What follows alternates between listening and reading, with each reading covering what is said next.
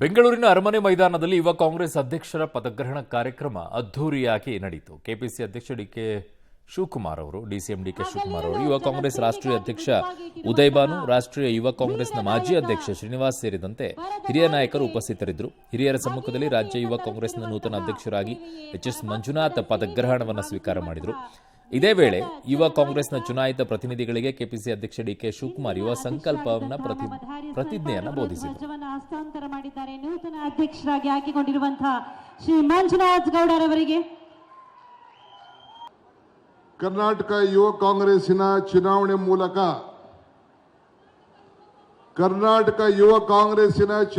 ಮೂಲಕ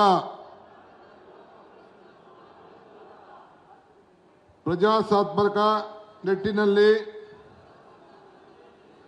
ಆಯ್ಕೆಯಾದ, ನಿಮ್ಮ ಹೆಸರು ಹೇಳ್ಕೊಳ್ಳಿ, ಎಂಬ ಹೆಸರಿನಂತ ನಾನು ಪಕ್ಷದ ಮೂಲ ಧ್ಯೇಯ ಉದ್ದೇಶಗಳಿಂದ ಅನುಗುಣವಾಗಿ ಪಕ್ಷದ ಶಿಷ್ಟಾಚಾರಕ್ಕೆ ಎಂದೂ ಧಕ್ಕೆಯಾಗದ ರೀತಿ ಹಾಗೂ ಪಕ್ಷದ ಮೂಲ ಸಿದ್ಧಾಂತಗಳ ವಿಚಾರದಲ್ಲಿ ಎಂದಿಗೂ ರಾಜಿ ಹಾಗೂ ದ್ರೋಹವನ್ನಗದೆ ಯುವ ಕಾಂಗ್ರೆಸ್ಸಿನ ಮೂಲಕ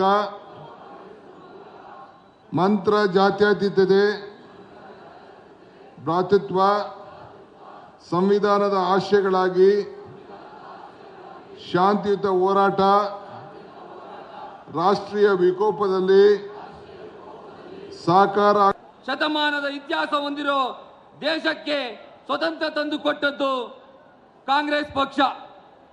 ಕಾಂಗ್ರೆಸ್ ತ್ಯಾಗ, ಬಲಿದಾನ, ಹೋರಾಟ, ಚಳುವಳಿಗಳಿಂದ ಕಟ್ಟಿದ ಅವಮಾನ, ತಿರಸ್ಕಾರಗಳನ್ನು ಮೆಟ್ಟಿ ನಿಂತು ಸ್ವಾಭಿಮಾನ, ಎದೆಗಾರಿಕೆಯಿಂದ ಪಕ್ಷವನ್ನು ಕಟ್ಟುತ್ತಲೇ ಯುವಜನರ ಬದುಕನ್ನು ಮತ್ತು ಭವಿಷ್ಯವನ್ನು ರೂಪಿಸುತ್ತಲೇ ಪ್ರಜಾಸತ್ತಾತ್ಮಕ ದೇಶವನ್ನು ಕಟ್ಟಿ ನಿಲ್ಲಿಸಿದ ಪಕ್ಷ ಕಾಂಗ್ರೆಸ್ ಪಕ್ಷ.